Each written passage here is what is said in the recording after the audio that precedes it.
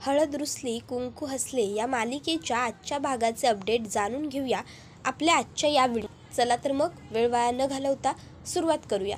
तर आता आपण इथे पाहतो की बाळजाबाई ह्या कृष्णाला सांगतात, कृष्णा, धनत्रयोदशीच्या दिवशी घरातल्या सुनेने जाऊन पूजा करायची आहे आणि ते सुद्धा सूर्योदय व्हायच्या आधी. त्याबरोबर आता लगेचच त्या ठिकाणी थोरले सरकार येतात आणि ते सुद्धा कृष्णाला म्हणतात, कृष्णे, हे बघ, ही पूजा केल्यानंतर कुठली बी सून अगदी थाटात तिचा संसार पार पाडू शकते. त्यामुळं मला खात्री आहेच तू तुझ्या संसारासाठी ही पूजा नक्की व्यवस्थित पार पाडशील. त्याबरोबर आता भक्ती लगेचच म्हणते, थोरले सरकार, काही काळजी करूच नका बघा, मी हाय नवं, म्या कृष्णीच्या संगट उद्या सावलीप्रमाणे राहतो आणि कृष्णीच्या हातून ही पूजा पुरी बी करून घेतो. तुम्ही निश्चिंत बिनघोर राहा. बाळजाबाईंनी सांगितलेलं व्रत कृष्णी नक्की पुरी करणार बघा. त्याबरोबर आता लगेचच बाळजाबाई म्हणतात, बरोबर, पुरे झाला, आता जावा दोघी बहिणींनी मी झोपून घ्या, नाही म्हणजे उद्या सकाळच्याला उठायचं आहे ना तुम्हाला पहाटच. त्याबरोबर लगेचच त्या दोघी तिकडनं जातात. तर आता इथे दुष्यंत हा खोलीमध्ये बसलेला असतो आणि कृष्ण आता दुष्यंतला ते सगळं सांगण्यासाठी आलेली असते. त्याबरोबर आता इथे अढळराव हे बाळजाबाईसनी म्हणतात, बापरे, ना आवडत्या सुनेला धनत्रयोदशीच्या पूजेचा मान, ते बी गावदेवीच्या पूजेचा, नाही नक्की चाललंय काय तुमच्या मनात? तुम्हासनी वाटत असेल बरोबर म्या घरात नसतानाच हल्ला झाला म्हणजे मला कळलं नाही, म्या दूधकुळा आहे, पण तसं काय नाही हो. त्याबरोबर इथं कृष्णा ही दुष्यंतच्या जवळ येत असते. तिला आता दुष्यंतला हे समज सांगायचं असत्या. मनातनं ती लई खुश असते आणि ती मनात म्हणत बी असते, खरंच बाळजाबाईंनी मला गावदेवीला पूजायचा मान दिला आहे, एवढा मोठा मान मिळाला आहे मला, सून म्हणून स्वीकारला आहे त्यांनी मला. आणि मग आता ती दुष्यंतकडे येते आणि तिला आता दुष्यंतला हे समज सांगायचं असतं. कृष्णा आता लगेचच दुष्यंतला म्हणते, दुष्यंत सरकार, आता ती पुढं काही बोलणार इतक्यात तिचा फोन वाजतो. फोनवर तिच्या आईचा म्हणजे सावित्रीचा फोन असतो. कृष्णा विचार करते, एवढ्या रात्री आईनं कशापायी फोन केला असेल, समजा ठीक असेल ना मग तिकडं.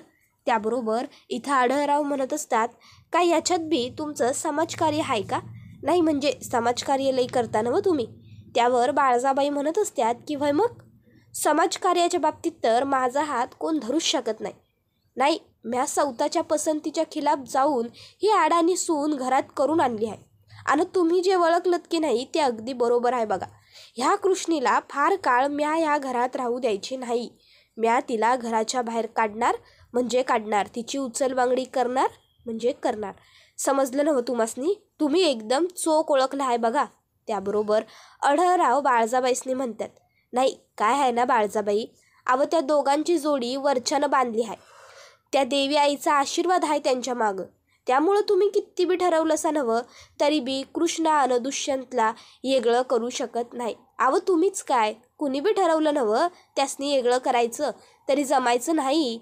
आणि लक्षात ठेवा, तुम्हाला वाटतंय ते समजा एवढं सोपं बी नाही. बाळजाबाई म्हणतात, बघू की, म्या म्हणलं तर म्या तेच करायचं. त्याबरोबर लगेचच अढळराव म्हणतात, तुमच्यामधला आणि कृष्णीमधला दुवा म्या आहे, म्या तुमच्या दोघींच्या मध्ये आहे, म्या बघतो की तुम्ही कसं करता ते हे समज. त्यावर बाळजाबाई म्हणतात, असं चालतंय की मग बघू कुणाची ताकद जास्त ते. एवढं बोलून बाळजाबाई तिकडनं निघून जातात. त्याबरोबर अढळराव इथं मनात म्हणत असतात, आव सौभाग्यवती, तुमची ताकद आहे की माप जास्त, पर काय झालंय ठावा ऐकाय. आव गेली इतकी वर्ष मी तुमच्याबरोबर संसार थाटतोय नवं, त्यामुळं आता तुम्ही श्वास जरी घेतला असा नवं तरी बी त्या श्वासात हवा कशी गेल्या हे बी आमसनी कळतं.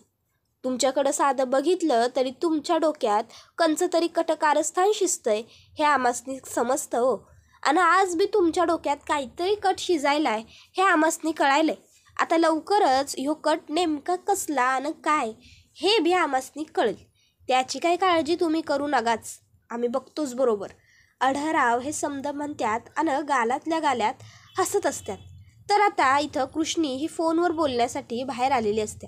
बाहेर येऊन ती फोन उचलत्या. तर आता तिकडं जयकांत हा चाललेला असतोय. आता कृष्णी दिसल्यामुळं तो लपतो आणि कृष्णीचा व्हिडिओ बनवायला लागतो, जेणेकरून त्याच्याजवळ कृष्णीचं बोलणं चालणं राहील ना व. आता व्हिडिओ बनवत असतो जयकांत. कृष्णी विचारते, हॅलो आहे, असा अचानक फोन कसा ग केलास, तू ठीक आहेस नवं? त्यावर आता सावित्री म्हणायला लागते, होय ग माझे बाय, म्या ठीक आहे, तू बरी आहेस नवं? तुझ्या सासरी समजा चांगलं चाललंय नवं? त्यावर लगेच आता कृष्णा भाऊक होते आणि म्हणत असते, होय गाय, म्या ठीक आहे, इकडे समजा ठीक आहे बघ, तू ठीक आहेस नवं? पूजी ठीक आहे नवं आपली? त्यावर लगेचच आता सावित्री म्हणायला लागते, पूजी, अगं आपली पूजी. आणि मग पूजीचं नाव काढल्याबरोबर सावित्री रडायचं खोटं नाटक करते. आता इथं मात्र कृष्णाला काळजी वाटते. कृष्णा म्हणते, आय काय ग, काय झालं? आपली पूजी ठीक आहे नवं तिकडं? आय बोल की, मी येऊ काय तिकडं? हां? त्याबरोबर सावित्री म्हणत्या, अगं नाही ग, नाही पोरी नाही, तू इकडे येऊन काय करायचीस ग? सासरची लोक म्हणत्याल 4 दिवस नाही झालं तर ही पोर लगेच पळाली हिच्या माहेराला, त्यासनी आवडायचं नाही बाई, असं कसं चालल? त्यावर कृष्ण म्हणते, आई मला काळजी वाटायल्या, मी काय करू मग? त्यावर लगेचच आई म्हणायला लागते, अगं पोरी, आपल्या पूजीला 1,00,000 रुपयांची नड आहे बघ, 1,00,000 रुपयाची नड, आणि ते पैक तिला नाही मिळालं तर आपली पूजा अडकील बघ एका मोठ्या गोष्टीत. त्याबरोबर कृष्णा म्हणते, 1,00,000 रुपये? अगं आहे, पण एवढे पैसे पूजाला हवे तरी कशाला आपल्या? त्यावर लगेचच आई म्हणायला लागते, हवेत बघ तिला, तिचं कामच तेवढं महत्त्वाचं आहे नवं, त्यासाठी. कृष्णे, हे बघ, काय बी कर पोरी, पण पूजीसाठी 1,00,000 रुपये उभं कर बघ. अगं तिला तर वाटतच होत नव्हतं की तू तिच्यासाठी उभी राहशील म्हणून, तिचा विश्वासच नाही नवं तुझ्यावर. बरं, म्या तिला विश्वास दिला आहे तुझ्याबद्दल. म्या सांगितलंय तिला की अगं कृष्णे गावातल्या प्रत्येकाच्या आडीनडीला उभी राहते, प्रत्येकाची मदत करते, मग स्वतःच्या सख्या बहिणीची मदत नाही करणार वय? तिला अशी अडचणीत बघल वय? कृष्णे, करशील नवं माझ्या पूजीसाठी एवढं? आपल्या पूजीचं करशील नवं? आणशील नवं 1,00,000 रुपये? कृष्णे, अगं बोल की, 1,00,000 रुपये देशील नवं पूजीला? त्याबरोबर आता कृष्णा म्हणत असते, आहे अगं, पण एवढी मोठी रक्कम म्या तरी कुठनं जमा करू, आणि कसं आणू 1,00,000 रुपये, कुठनं उभं करू? त्यावर सावित्री म्हणायला लागते, कृष्णे अगं असं काय करायल्यास, करशील नवं तू? नाही, आता तू ठरव, तुला काय करायचं आहे ते. आता बहिणीच्या मागं उभं राहायचंय, तिच्यासाठी 1,00,000 रुपये द्यायचे का नाही, आता निर्णय तुझा आहे. एवढं बोलून पुढं ती पुन्हा म्हणते, करशील नवं, आणि फोन कट करते. आता मात्र कृष्णीला टेन्शन येऊन जातं की बाबो, 1,00,000 रुपये हवेत, आणायचं कुठनं आणि कसं? आता ती 1,00,000 1,00,000 बोलत असताना जयकांत समदा ऐकतो आणि जयकांत आता म्हणत असतो, बापरे, नाही, व्हिडिओ बनवा आलो होतो माझ्या पाखराचा, पण हाती काहीतरी घबाड वेगळंच लागलंय की. नक्की ह्या 1,00,000 रुपयाची भानगड काय आहे ते हुडकून काढायच हवं.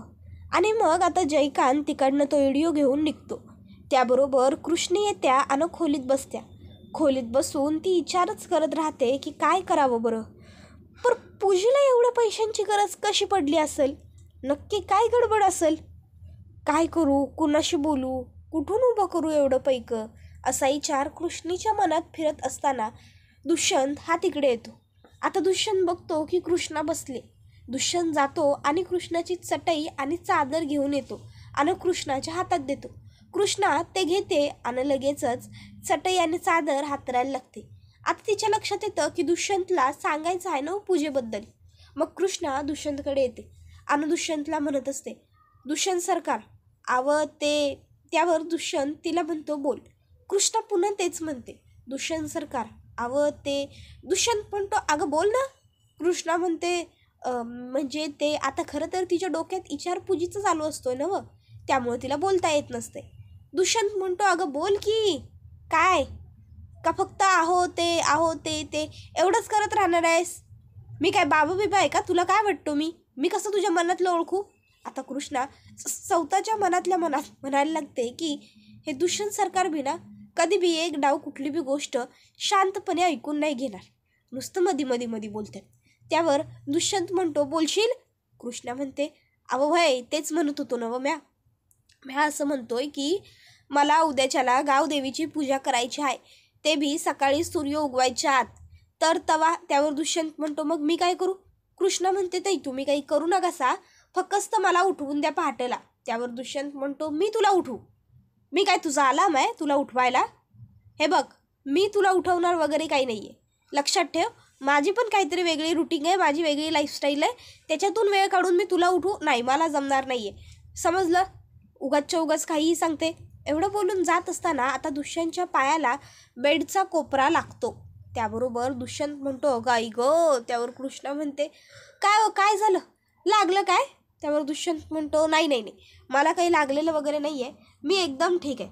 पण तू एक लक्षात ठेव, my life my lifestyle and my rules, हां, त्याच्यामध्ये अंडर एस्टिमेट नाही, लक्षात ठेव. आता माय लाईफ माय रूल, कृष्णाला काही कळलेलं नसतं. कृष्णा विचारते काय म्हणाला असा, काय काय काय काय? त्यावर दुष्यंत म्हणतो ए जाऊ दे गं, ते तुला नाही कळणार, तू जा, जाऊन झोप जा, फक्त एवढं लक्षात ठेव, मी तुला काही उठवणार वगैरे नाही आहे, कळलं ना? कृष्णा म्हणते बरं बरं. मी काय म्हणत होतो एकदा ऐकायचं तरी म्हणतात की. दुष्यंत काही ऐकून घेत नाही. त्यानंतर आता कृष्णा ही तिचं हातरून टाकायला घेते.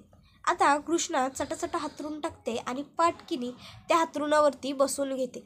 त्याबरोबर आता आपल्या दुष्यंतला तर इथं पायाला लई जोरात लागलेलं असते, पण आता त्याला ते कृष्णासमोर दावायचं नसतं, त्यामुळं तो नाही लागलं असं म्हणतो खरं, पण लागलेलं तर लईच असते. तर इकडं कृष्णा बसून विचार करत असत्या काय करू, पैकं उभं करू कुठनं? पूजीला 1 लाख कशाला हवं असत्याल? बरं 1 लाख हव्यात तर सांगू कुणाला? काय करू, दुष्यंत सरकारांबरोबर बोलू काय? नाही ना गं, आजच कुठं बाळजाबाईंनी मला घरच्या सुनेचा मान दिलाय, त्यात मी लगेच 1 लाख रुपयाबद्दल बोललो तर त्यासनी असं नगं वाटाया की मला सुनेचा मान मिळाल्याबरोबर मी लगेच पैकं मागायला लागलो. नाही नाही, त्यांच्याकडे पैकं मागायचं गं. काळजी नको करू कृष्णे. अगं दुष्यंत सरकारांची साथ असताना आणि बाळजाबाईंचा आशीर्वाद असताना तू 1 लाख रुपये बी जमा करशील, करू काहीतरी तू. एवढा विचार करून कृष्णे आता झोपून घेते. आता कृष्णी ही झोपल्याबरोबर दुष्यंत हा सुद्धा झोपून जातो. पटपट दोघं झोपलेले असतात. तर दुसरीकडे जयकांत हा आता भक्तीच्या खोलीत आलेला असतोय आणि भक्तीच्या खोलीत आल्यावर ती औषधाची बाटली हातात काढून घेतल्यावर जयकांतला आठवतं मैनावती म्हणत असते अहो बाळजाबाई, अहो जर ती भक्ती नावाची ब्यात त्या कृष्णीबरोबर गेली तर मग तर आपल्या पिल्यांचा समद्या बट्ट्याबोळ झालाच म्हणून समजायचं. अहो नको ते व्हायचं ते नव्हतं, उगाचच्या उगाच काहीतरी गडबड व्हाया न गं बघा, काय वाटतंय तुम्हासनी? त्याबरोबर बाळजाबाई म्हणत असतात की नाही होणार, आपल्या डावाचा बट्ट्याबोळ व्हायचा नाही ह्याची काळजी मी घेतो की बरोबर. जर ती भक्ती त्या कृष्णीबरोबर गेलीच नाही तर? आणि मग ती जात्या आणि जयकांतला तिच्या कपाटातनं एक बाटली काढून देत म्हणत्या जयकांत हे घे, संध्याकाळचं जेवण वगैरे समद्यांचं झालं, आटपाटोप झाली का तू त्या भक्तीच्या खोलीत जायचं आणि तिच्या नाकाला 2 थेंब ह्यातला वास द्यायचा, म्हणजे रुमालावर घे आणि वास दे. एकदा का तिथे हा वास घेतला का मग काय ती उद्याचा सूर्योदय होईपर्यंत उठत नाही, कळलं ना व? आता जसं बाळजाबाईंनी सांगितलेलं असतं अगदी त्याचप्रमाणे जयकांत बी करतो. जयकांत भक्तीला त्या रुमालाचा ते औषध टाकून वास देतो आणि त्यानंतर नीच पद्धतीनं तिच्याकडं बघत राहतो. त्याबरोबर लगेचच त्या ठिकाणं गणपत येतो आणि म्हणत असतो जयकांत शेठ काय चाललंय, चला लवकर बाहेर, बाळजाबाईंनी फक्त बेशुद्ध करायला सांगितलं आहे आणि झालंय ना व आपलं काम, मग चला. जयकांत काही हलत नसतो. गणपत ओरडतो जयकांत शेठ. मग जयकांत आणि गणपत दोघंही तिकडनं बाहेर जातात. तर इकडं आता दुष्यंत आणि कृष्णा दोघं बी झोपलेले असतात. आता अचानक कृष्णीचं डोळं उघडतात, वर बघत्या तर 4 वाजलेले असतात. 4:05 बी झालेली असतात. कृष्ण म्हणते बाबू 4 वाजले, चला उठाय हवं, आवराय हवं आता. आणि मग कृष्णा आवराय घेते. आता ती लाईट लावायचा विचार करते खरा, पण म्हणते नाही न गं, जर उगाम्या लाईट लावली तर दुष्यंत सरकारांची झोप मोड व्हायची, लाईट नगस लावाय. मग कृष्णा अंधारातच आवरायचं ठरवते. आता अंधारात आवरण्यासाठी ती तिची ट्रंक घेऊन बाहेर येते. ट्रंक आणल्यावर त्या ट्रंकमधनं साडी टॉवेल सगळं काही ती काढून घेते आणि त्यानंतर आता ती बाथरूममध्ये जायला निघते. आता कृष्णा विचार करत असत्या लाईट बीट लावली तर उगा दुष्यंत सरकारांची झोप मोड व्हायला नको. दुष्यंतची झोप मोड होऊ नये यासाठी कृष्णा तयारी ही अगदी हळूहळू सावकाश करत असते. अलगद कपडे काढून अलगद ट्रंकेचा दरवाजा बी बंद करते हळूच ट्रंक उचलून ती बाजूला बी ठेवते. दुष्यंत मात्र निवांत गपगार झोपलेला असतोय. त्याला ह्या सगळ्या गोष्टींबद्दल काही चाहूलच नसत्या. आता कृष्णा बाथरूममध्ये जाते आणि एकाएकी ओरडते, दुष्यंत सरकार. आता कृष्णीने एवढा भयानक आवाज दिल्याबरोबर दुष्यंत पण चटकन उठतो आणि बाजूला बघतो खाली. पण कृष्णा काही त्याला तिथं झोपलेलं दिसत नाही. मग आता दुष्यंत हा कृष्णालाच हाक मारतो, काय गं कृष्णा, काय झालं? त्यावर कृष्ण पुन्हा हाक मारतोय, दुष्यंत सरकार. दुष्यंत आता उठतो आणि तो बाथरूमच्या दिशेने जातो. आता बाथरूममध्ये जाताना तो डोळ्यावरती हात घेतो. कृष्णाला म्हणत असतो, काय झालं कृष्णा, तू पडलीस का? बोल काहीतरी. कृष्णा म्हणते, अहो दुष्यंत सरकार, पाऊस पडायला इथं बघा की. दुष्यंत आता डोळ्यावरचा हात काढतो आणि बघतो तर काय, शॉवर सुरू असतो. दुष्यंत म्हणतो, अगं शॉवर लावशील आणि सांगशील पाऊस पडतोय म्हणून? काही बोलशील का गं तू? अगं बाजूला होते, कॉक बंद करू दे. कृष्ण म्हणते, नाही नाही म्या नाही बाजूला व्हायचो, काय अघटित घडलं तर? दुष्यंत म्हणतो, अगं काय घडणार आहे, ते कॉक फक्त बंद करायचं आहे, तू सरक बरं. कृष्ण म्हणते, नाही तुम्ही पुढे येवा, म्या कुठं बी नाही सरकणार, तुम्ही सरका की थोडं. दुष्यंत म्हणतो, अगं कृष्णा तू. आणि मग आता दुष्यंत पुढे जात असताना त्याचा पाय साबणावरून सरकतो आणि साबणावरून पाय सरकून आता दुष्यंत हा पुढे येतो आणि तो आता कृष्णाच्या मिठीत पडतो. आता कृष्णा आणि दुष्यंत हे दोघंही एकमेकांच्या खूपच जास्त जवळ आलेले असतात. दोघंही त्या पाण्यामध्ये चिंब पद्धतीने भिजून गेलेले असतात. एकमेकाच्या नजरेत हरवून एकमेकाला बघत असतात. दुष्यंतचे हात कृष्णाच्या कमरेवरती ठेवले गेलेले असतात. कृष्णाने सुद्धा दुष्यंतला अगदी घट्ट स्वतःच्या जवळ पकडून धरलेलं असतं. दोघंही अगदी एकमेकाकडे बघत राहिलेले असतात. हा एवढा सुंदर क्षण सुरू असतानाच त्या ठिकाणी मैनावती येते. आता मैनावती कृष्णा आणि दुष्यंतला असं एकत्र बघते आणि बाळजाबाईंकडे येते आणि बाळजाबाईंना सांगायला लागते, बाळजाबाई, अहो मला काही वाटत नाही बघा त्या कृष्णीची लक्षणं धड. अहो ती कृष्णी आपल्या मनाप्रमाणे घडू नाही द्यायची काय बी. त्यावर बाळजाबाई म्हणतात, तुझं कोड्यात बोलून झालं असेल का नाही मैनावती, तर आता जे बी काय असेल की नाही त्याचं सटासटा बोल आणि स्पष्ट बोल, बोल लवकर लवकर. त्याबरोबर ती म्हणायला लागते, अहो बाळजाबाई, दुष्यंत आणि कृष्णा एकत्र आंघोळ करतायत. आता हे ऐकून मग मात्र बाळजाबाईसनी बी प्रचंड राग येतो. तर दुसरीकडं दुष्यंत हा कृष्णाला साडी नेसाया मदत करत असतो. कृष्णी हे समज बघताना लई खुश असते. ती आणि दुष्यंत मध्ये मध्ये एकमेकाकडे बघत हसत बी असतात.